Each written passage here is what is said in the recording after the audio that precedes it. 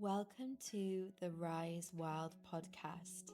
I'm your host, Rose Wild. The Rise Wild podcast is for the spiritually led and business-minded woman.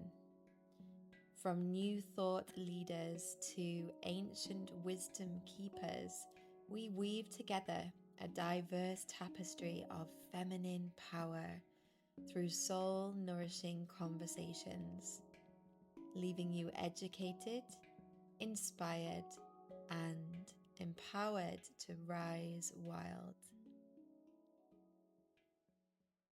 Hey there, Rise Wild sisters. I'm coming to you from a stormy Mexico. So here in Tulum, there is a lot of rain, a lot of flooding. Hello, Zen. This is Zen. Yeah, Wolfie might also come over. They're feeling a little bit playful, so don't be surprised if you can hear or see if you're catching this on the visual. Our two pups, Wolfie the wolf, and Zen the Zen, the Frenchie. So I thought it was a really good opportunity because everything is calling me inside to record the second episode of the podcast, the Rise Wild podcast. And today the question is how to be a powerful leader and feminine at the same time. Okay, so we're going to be diving into that topic around feminine leadership and how we cultivate this in our lives, our businesses, and everything that we do. Okay, so first of all, I think it's important for us to address the popular culture, right? What we're exposed to in the form of leadership. It doesn't take much to look around to see that most of the leaders, at least at high level governmental levels and in decision-making roles within corporations or businesses and organizations, are men, in fact, men. And if they are not men, they are masculine women, right?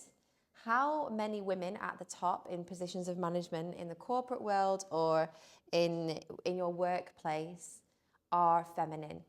I just want you to take a moment to reflect on that. How many of them are feminine? Because I can safely say that when I worked in the system before I built my own business, I didn't know any feminine leaders that were powerful. I felt that the women who had made it to the top in the system, in the patriarchal system, were actually patriarchal. And so they didn't embody any qualities of feminine leadership. So unless you were really lucky to come from a family where were super powerful feminine leaders, or have a grandmother who may have been a matriarch of the family, and you saw these ways of leadership in a different capacity, different context, then the likelihood is that you did not receive a model for feminine leadership. And so this is something that we need to learn and cultivate as we get older if we want to stay feminine as leaders in our lives and businesses. So what is feminine leadership, right? What is it? Why was it different to masculine leadership? So if you look to the men who are in positions of power, we can see that there is this sense of a hierarchy, right? So there's a pyramid. The man is at the top, and then there's different layers, and it's like almost like a feudal system. And in this system, the way that it works is that what he says goes, and he leads. He will tell you what to do, right? And he's the boss. So we're thinking of it as either as a pyramid or as a straight line, like masculine leadership. This is how it is. This is how it should be done. This is the method. Follow it. This step, this step, this step. Okay? Feminine leadership, and you can do your own research with this. I heavily recommend that you do, to matriarchal cultures before this monogod patriarchal culture that we find ourselves in now, were weavers. We're cyclical. We create a sacred spiral in everything, and that includes leadership. So feminine leadership is not that you are at the top. You are bringing everyone together in the spiral, in the circle, okay? So that involves connecting with everyone's unique gifts and giving them a role, empowering them as leaders in their own area, because feminine leadership understands that when we weave together and we collaborate rather than compete, we actually achieve our mission a lot faster, and it's more joyful, it's easeful. So start to consider that in terms of your feminine leadership. How can you let go of comparison and competition and truly rest in the knowing there is enough to go around? And the next time that you find yourself in a conversation with someone, for example, another woman who is doing a similar thing to you, can you attune yourself to what might be possible in a collaboration rather than how you guys are competing? So I think that is the first layer, really, in terms of feminine leadership. We really need to deal with the sister wound. The sister wound is so deep, and it comes from a real collective wound of the witch wound. They are very heavily related, right? We had to physically turn our sisters over to be burned at the stake a little over 200 years ago, right? So we were forced to go against each other. We were forced to protect ourselves, and in that protection of ourselves, we turned against our sister, and it was not safe. So if another woman is shining, if another woman feels that she is doing something similar to you and you get triggered, my advice for dealing with a sister wound, and something that I can speak for myself as well, is lean in, because they're human.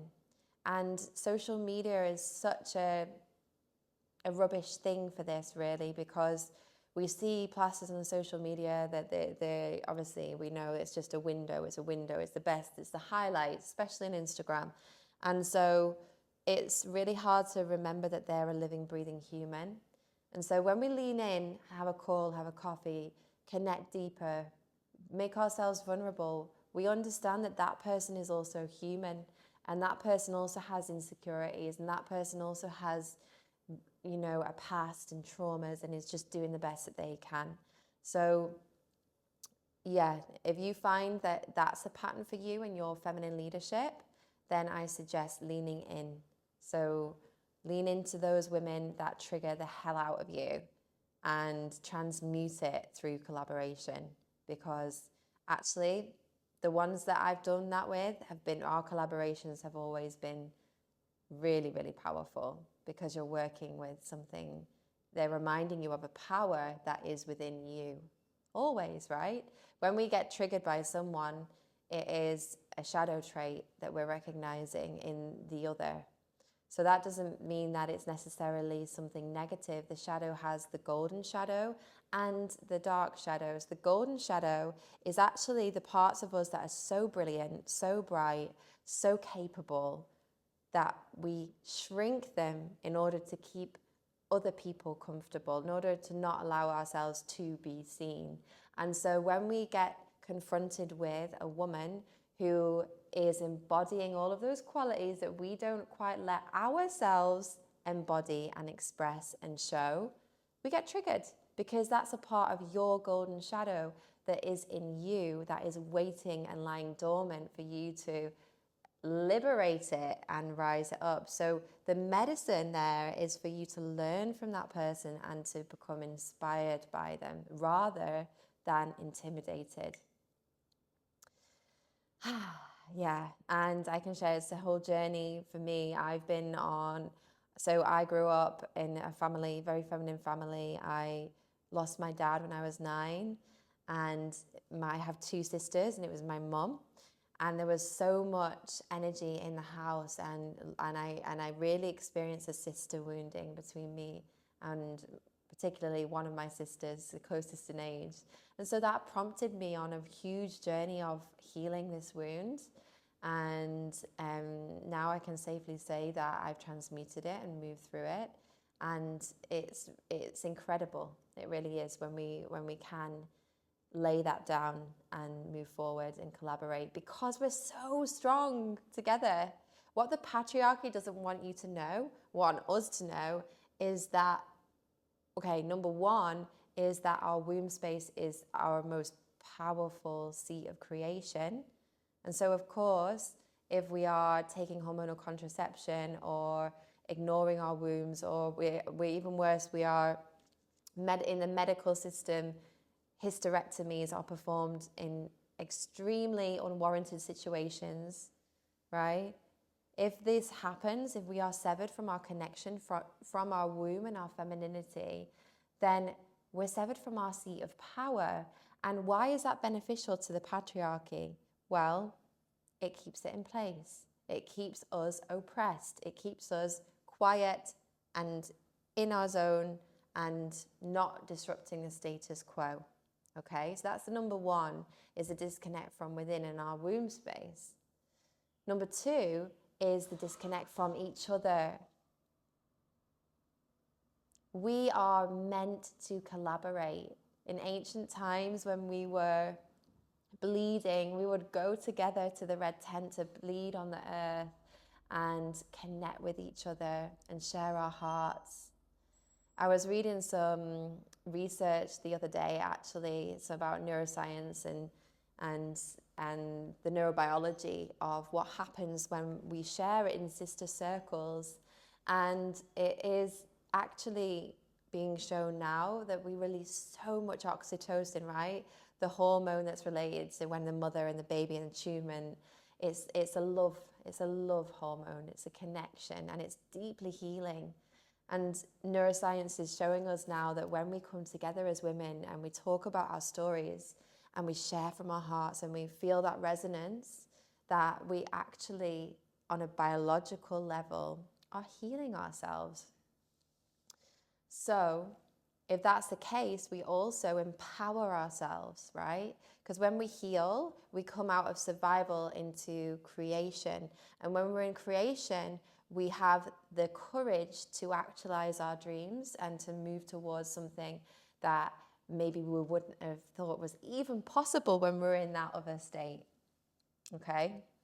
So connection to your womb and connection to other women. These are two incredible, powerful tools in embodied feminine leadership. Now, another aspect of feminine leadership is leading by example, embodying what it is that you are teaching, walking the talk, practicing what you preach, right? We become a feminine magnet for the people who need our guidance, because there's an authenticity within what it is that we've embodied and what it is we're leading. We can't lead something that we haven't embodied. And feminine leadership has this really beautiful, integral way of allowing that to unfold. And it's easeful, effortless even, because it's something you have felt in every cell of your body.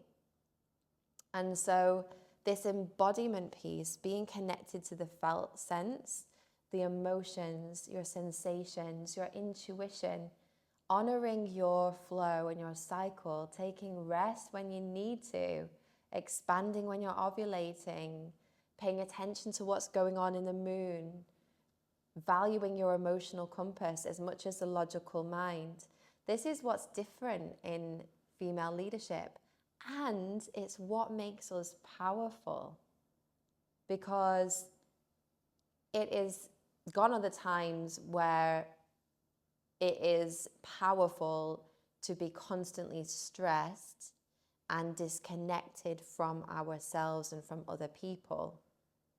You know, this is what's breeding disease and disarray and all of the negative things in our world today, this inability to connect with oneself and with others. So as a feminine leader, this is our superpower. This is what we're made to do, is to attune. Just like a mother attunes to a baby's needs, we can attune to our own and model what it's like to look after ourselves, model what it's like to not be in a rush or subscribe to urgency culture. Model what it's like to truly care and take time to connect with your people, your team, if you have a team, to connect with yourself. I do this in the way that, anyone who works with me, any clients, any collaborations, I even have it on my business WhatsApp description, is, I'm working with my cycle. So I'm working at this pace and I don't subscribe to urgency culture. So my clients know that I may not respond straight away unless we have a previous agreement, because I'm honoring my capacity. But my role as a feminine leader is to communicate that, is to say, hey, this is where I'm at, I'm honoring me, I'll get back to you soon. And so this is the opportunity we have. And imagine this, right? Because there's no other role of feminine leadership greater than motherhood. So imagine teaching your daughter, your son, about a woman's needs, that a woman's needs are also important, and how to attune to their needs within their body and honor their boundaries and capacity too. This is where it starts. And so this connection within, connection with others as a form of feminine leadership. And I'd like to come to now as well, talking about presence, magnetic feminine presence. This is something really unique to women, right? We can captivate a complete audience by walking in a room without saying a word, because we have embodied our feminine essence so deeply, and our queenly leadership. You'll hear me talk about this in other videos as well and podcasts, which I'm a massive fan of, the queenly leadership. Because the queen doesn't reach towards anything. She's not shrinking, but she's also not reaching, right? Listen to me, look at me. She's not seeking for attention. She's resting into the back of her body, and she knows her sovereignty, her power. She allows what is meant to come to her to draw in like a flower, right? And the bee comes. So this is what you can practice and integrate into your feminine leadership as well. And so how to connect, you might be thinking, but how do I connect with my feminine essence? How do I cultivate feminine magnetism? Well, if you're curious, you can join us in the Rise Wild community. We've got lots of practices for you to start there. But the premise of it is that you become the embodied frequency of what it is you want to create. That's what energetic magnetism and manifestation is, right? Especially for us women, because we have the creative potential with our womb space as well, especially when you're ovulating. So what does that mean? It means feeling in an embodied and a somatic and cellular level the experience of what it is that you're calling in, so that people get drawn to you also who are in alignment with this truth. And so if this is very, very much related and relevant for you if you're a coach, a spiritual guide, a teacher of some kind, or any kind of feminine leader, right, with a message and a mission, and you have a specific client group, an ideal client that you want to work with or you do work with. So many times we get bogged down into the strategies of like, this is what I'm going to do, to meet them, and the masculine strategies, which if you join Rise Wild, you will see that I am a fan of masculine strategy to support the feminine flow. But We miss the embodiment piece, because we can use all of the strategies in the world, but if we're not embodying the frequency of the kind of leader who can lead these women, who is going to draw these women to her through her presence, then it's all wasted. Because the moment they meet you, the moment they see you, they're not going to get it. They're not going to feel the connection. So feminine magnetism and presence is a really important piece of feminine leadership. And in the quantum realm, in energetic world, this stuff works. The amount of messages that I receive from my clients who are like, oh, when I shifted my energy, then something came in, this opportunity came in. When I just slowed down and reconnected with my pleasure, I got this amount into my bank account. Or when I actually reminded myself of my why and what it is that I do, and really felt the gratitude for having a career that is in my purpose, then a new opportunity arises. So we create that space, and this is the feminine. It's like lying. It's opening. We're opening and receptive. So if you find yourself contracting and going into tunnel vision and needing to have the answers and have everything lined up, and like clinging to certainty because something happens, try and rest into the back of your body and come back to your why, come back to your feminine magnetism, and trust in yourself. Trust the process. And I am a big believer of business and spirituality bridging together, right? I think it's one of the most spiritual journeys that you'll go on if you are in a purpose that has a big mission to positively impact the world. It's a voyage. It's an epic journey in entrepreneurship and peeling back different layers of yourself. So creating a sustainable model that honors our feminine flow and our energy and prevents burnout, and not only prevents burnout, but makes you feel flourishing and in alignment and expanded and focused and even more productive, is a priority. So I would love to hear from you guys in the comments, or you can send me an email to let me know, what are your questions? What do you want to know about feminine leadership? Are you a feminine leader? What works for you? And yeah, I'll catch you in our next episode. Thank you for joining me for this episode of the Rise Wild podcast. I've been your host, Rose Wild. If you liked today's episode and the topics we explored, and you're a visionary entrepreneur who desires to lead deeper from her feminine power, we would love to welcome you into the Rise Wild community, whether that's joining us for a retreat, receiving mentorship, or joining our thriving online community. You can learn more at www.rosewild.co/Rise Wild Method. See you soon.